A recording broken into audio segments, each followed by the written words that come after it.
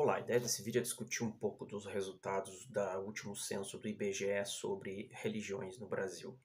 publicado agora em 2025, mas relacionado ao ano de 2022. Antes desse censo, nós tínhamos o censo de 2010, que, diferentemente do censo de 2022, apontava, por exemplo, para o fato de que 65% da população brasileira se dizia católica, diferentemente de 2022, em que 56% aproximadamente da população brasileira se diz católica. Um recuo de aproximadamente 10% de católicos no Brasil, aí ao redor desses 12 anos de diferença, 13 anos de diferença de uma pesquisa para outra. Antes de tentarmos desenvolver um raciocínio que nos permita entender o porquê, dessa redução de católicos no país, é preciso dizer, antes de tudo, que o tema da religiosidade, ou da religião, ou da espiritualidade, termos correlatos, são termos, questões, muito importantes do ponto de vista da própria existência humana, A espécie humana, é possível que a gente diga, sempre foi acompanhada no seu processo de histórico por formas de expressividade religiosa,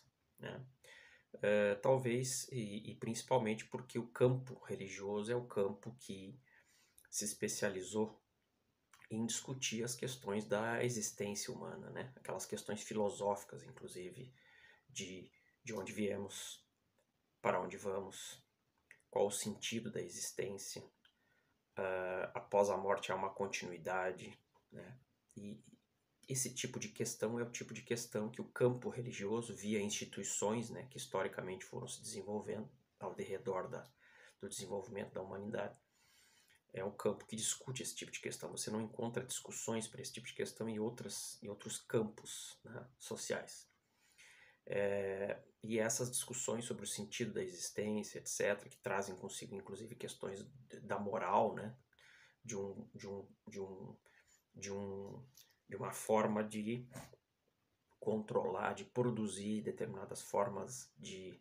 ação humana embasadas em valores do bem e do mal, isso também adveio da religião. Então, o que estamos querendo dizer com isso? Que o fenômeno da religião, ou da religiosidade, ou da espiritualidade,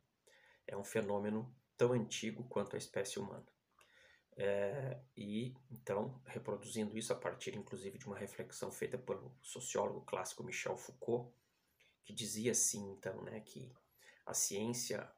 muito provavelmente superaria a religião em quase todos os aspectos, mas não superaria a religião diante de uma questão, que seria aquela do dotar a vida de um sentido. A ciência não trabalha com a produção de sentidos, a ciência trabalha com a questão da explicação, da compreensão.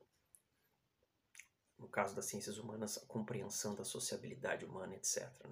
Mas a religião, então, se mantém ao redor dessas questões profundas que acompanham a espécie humana, esse mal-estar, essa insegurança, esse vazio que de um certo modo acompanha a espécie humana, tendo em vista que o ser humano é um ser que nasce para a morte, o homem nasce para a morte e, consequentemente, passa a sua vida atravessada por essas reflexões, essa inquietação diante, então, de uma vida que é finita e se pergunta, então, constantemente se essa terá continuidade e assim sucessivamente. Então, o tema da religião sempre é um tema importante de ser retratado. E no último censo, publicado agora em 2025, relacionado a 2022, como dissemos, tivemos aí um retrocesso, uma diminuição, melhor dizendo, do número de católicos no Brasil de quase 10%, diante do crescimento de perspectivas protestantes como a dos evangélicos, que já nas últimas décadas tem se acompanhado e percebe-se um crescimento da perspectiva protestante chamada de evangélica, principalmente a neopentecostal. Isso o censo de 2010 já havia mostrado, mas o censo de 2022, publicado agora em 2025, mostra que apesar desse crescimento continuar existindo no Brasil, o crescimento do protestantismo religioso, a partir de vertentes como as evangélicas, esse crescimento, de um certo modo, também se reduziu. Ele continua acontecendo, mas num ritmo menor. Isso muito provavelmente pelo fato de que a própria Igreja Católica Apostólica Romana tem feito movimentos no sentido de tentar se adequar ao contexto contemporâneo. Bom, o que a gente pode dizer do ponto de vista aqui do catolicismo ser predominante, apesar de estar diminuindo historicamente nos últimos anos no Brasil, mas ainda ser predominante, né, é o fato de que a Igreja Católica Apostólica Romana chega ao Brasil no século XVI, né, a partir de 1500, juntamente com a chegada dos colonizadores, né, dos europeus, no caso brasileiro aqui, dos portugueses, que trazem a religião católica apostólica romana, né, o catolicismo como religião então a ser assimilada, né, pelos povos originários que aqui viviam os indígenas, tendo em vista que os indígenas não acreditavam, né, nesse Deus único, cristão, mas foram aculturados desde a chegada dos primeiros professores, os jesuítas, que para cá vieram para catequizar os índios, né? Dentre outras coisas, fazer com que os indígenas, os povos originários, passassem a acreditar naquilo que os europeus denominavam como a única vertente religiosa verdadeira, né? O catolicismo, o único Deus, né? Com o seu único filho, profeta Jesus Cristo. Então nós passamos de lá para cá, praticamente 500 anos de história de uma realidade em que os povos originários não eram católicos para uma realidade hoje que coloca o Brasil já há algum tempo como o maior país católico do mundo. Então a gente pode pensar que o processo de consolidação do catolicismo no Brasil é acompanhado por um processo de aculturação, né, histórica, por um processo de dominação cultural, inclusive do ponto de vista religioso, advindo com os colonizadores portugueses. Já o crescimento dos evangélicos, né, do ponto de vista do protestantismo, nos últimos anos no Brasil, a gente pode colocar, dentre outras coisas, pelo fato de que essas formas de esses rituais, né, utilizados por essas novas disposições institucionais religiosas contemporâneas, como por exemplo a dos evangélicos, mais dispostas diante de um ritual, de uma linguagem mais adaptada ao contemporâneo, as próprias músicas que se utilizam nas instituições religiosas, tudo isso faz com que essas instituições, então, elas estejam mais adequadas às formas de racionalidade, à visão de mundo, etc., das novas gerações, né? Diferentemente de religiões como a católica e algumas protestantes, inclusive como o próprio luteranismo, que são mais tradicionais, são mais antigas e que mantêm rituais, uma forma discursiva mais antiga, né? Não tão adaptada ao contemporâneo. Então eu diria que as instituições, dentre elas as instituições religiosas, que conseguem se adaptar o seu discurso, os seus rituais, diante do contemporâneo, tendem a angariar mais, no caso aqui das igrejas e das religiões, tendem a angariar mais fiéis para si. Então, é fato que nós temos, por exemplo, dentro da perspectiva evangélica, hoje, né, protestante no Brasil, algo como, por exemplo, a teologia da prosperidade. O que é a teologia da prosperidade, senão um discurso que, de um certo modo, inclusive, se congrega com o próprio capitalismo, no sentido de defender o progresso, o desenvolvimento, inclusive material dos indivíduos, fazendo com que os indivíduos, então, não entrem em conflito, digamos assim, né, entre esse mundo material e o mundo espiritual. Coisa que até um tempo atrás acontecia muito, principalmente por conta das religiões tradicionais, que colocavam uma certa dicotomia, né, entre mundo material e mundo espiritual, colocando o mundo espiritual como mais importante e, em grande medida, e muitas vezes, fazendo uma leitura pejorativa, negativa do campo material, né, da própria riqueza, da busca pela riqueza, considerado como heresia e tal. Os evangélicos hoje, a partir de um certo modo, de um novo tipo de discurso, como eu acabei de colocar, a teologia da prosperidade, acabam colocando os indivíduos, então, diante dessa perspectiva que, de um certo modo, é a que predomina na sociedade em que vivemos, a sociedade capitalista, que busca o quê? O capital, que coloca, então, a própria perspectiva religiosa na mesma direção do capitalismo, ou seja, a busca pelo progresso, pelo desenvolvimento econômico, social, toda essa discussão sobre sucesso, fracasso, que acaba, então, ao mesmo tempo em que já faz parte do cotidiano dos sujeitos diante do sistema capitalista, acaba sendo alimentado também na mesma proporção, digamos assim, a partir do discurso advindo da religião, que faz com que os indivíduos, então, consigam estabelecer, inclusive do ponto de vista da sua segurança ontológica, né, uma leitura de mundo que não dicotomiza plano espiritual, plano material. Então eu diria que essas igrejas, né, e essas perspectivas religiosas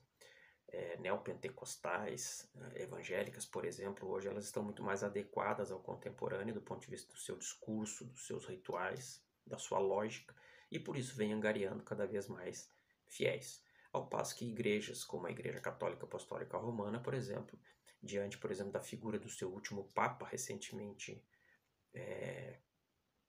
inclusive morto, né? Tem tentado, por vezes, mudar algumas diretrizes muito tradicionalistas dentro da sua própria perspectiva para tentar, muito provavelmente, atingir mais fiéis e conseguir atingir mais pessoas, né, que comecem a se sentir mais próximas, então, dessa perspectiva religiosa. Ou seja, as religiões, elas acabam, de um certo modo, disputando os fiéis, assim como as empresas disputam clientes, vamos dizer assim, né? E todo o aparato que elas utilizam, ritualístico, discursivo e etc., compõe essa capacidade maior ou menor de angariar, então, esses fiéis. Então, o Brasil não é diferente nesse aspecto e a gente percebe, então, a própria perspectiva, então, católica mais tradicional ao derredor, então, dessas outras perspectivas, dentre elas protestantes, como os evangélicos aí disputando a sua clientela, podemos dizer assim, entre aspas, os seus fiéis, né? Então, a gente pode, aqui para encerrar o vídeo, dizer que religião é possível a gente analisar ela de um ponto de vista filosófico existencial, ou seja, ela sempre acompanhou a história da humanidade do ponto de vista dessa angústia, né? É uma espécie que nasce para a morte e se questiona sempre a respeito da continuidade ou não da existência. A gente pode analisar a questão da religião do ponto de vista histórico e sociológico, ou seja, quando a gente analisa, por exemplo, o fato do Brasil ser o maior país católico do mundo a partir da chegada dos europeus há 500 anos atrás. Então, a influência, né, de uma cultura, no caso aqui a cultura europeia, por sobre os povos aqui originários. Então, a questão histórica ela é importante. E a questão sociológica nos faz pensar aqui também, né, tanto essa questão da adaptação das instituições diante do contemporâneo, por vezes adaptando discursos, rituais, músicas, etc., para poder chegar a um número maior de fiéis, né, e manter-se vivo, inclusive, no mercado da disputa religiosa, né? Como a gente pode pensar também o fato de que as religiões elas têm esse caráter étnico, né? Então a Igreja Católica Apostólica Romana, por exemplo, veio da Itália, dos romanos, né? Assim como a gente tem igrejas protestantes, por exemplo, como o próprio luteranismo, que estão ligadas mais diretamente a uma etnia, por exemplo, alemã, né? Então, se a gente pensar aqui o caso do Paraná, né, onde residimos, e a gente percebe que regiões como regiões oeste e sudoeste do Paraná, este último censo mostrou, então, ainda uma predominância da Igreja Católica, né, do ponto de vista dos fiéis, muito grande, né, 90% praticamente da população das cidades que compõem a região sudoeste, as pessoas se dizendo católicas. Por quê? Porque ela tem uma relação aqui com a etnia, né? O próprio Paraná foi ocupado desde as décadas de 60 e 70 do século XX por gaúchos que saíram da sua região e foram subindo, né, o país, como se costuma dizer, chegando ao Paraná, Mato Grosso do Sul, Mato Grosso. E esses gaúchos que vieram para cá colonizar, ocupar esses espaços, eles em grande medida eram, né, descendentes de italianos. Então veja que a etnia, no caso aqui italiana, ligada à Igreja Católica Apostólica Romana, é um aspecto importante para a gente entender, por exemplo, por que hoje no século XXI, em regiões como a região sudoeste e oeste do Paraná, predomina ainda essa perspectiva da Igreja Católica, né, dos católicos. Tem uma relação também com a questão étnica, correto? Bom, mais adiante eu acho que faremos outros vídeos para discutir essa questão da religião, até porque é um campo muito importante, para talvez adentrarmos mais especificamente as questões das religiões afrodescendentes, das religiões orientais e, obviamente, do próprio cristianismo, né? Essa experiência, né, dessa religião que, do ponto de vista de países como o Brasil, há 500 anos exerce uma influência muito significativa. Um abraço a todos.